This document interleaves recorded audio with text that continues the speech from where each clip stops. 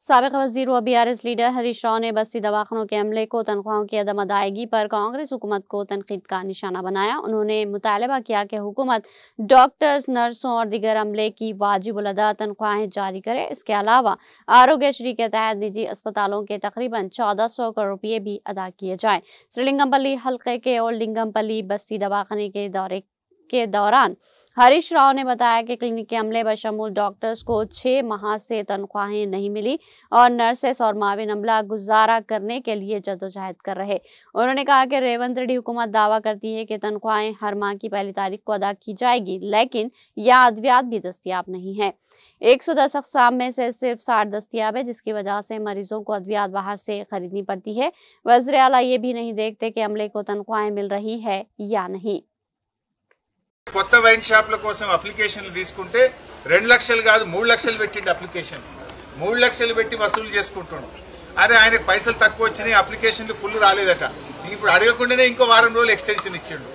అంటే ఇంకా కొన్ని అప్లికేషన్లు రావాలి, ఇంకా కొన్ని దుకాణాలు పెట్టాలి, ఇంకా పైసలు సంపాదించాలి, జనం తాగాలి, ఊగాలి, రేవంత్ రెడ్డి కిట్టి నిండాలి. గింతేనా నీకు? ప్రజల మీద సోయి లేదు. మరి కేసీఆర్ కిట్ ఎందుకు అంతలేదు? బస్తీ దవాఖానల జీతాలు ఎందుకు వస్తలేవు? బస్తీ దవాఖానల మందులు ఎందుకు లేవు? బస్తీ దవాఖానల పరీక్షలు ఎందుకు లేవు అని ఒక్కనాడన్నా రివ్యూ చేసినావా?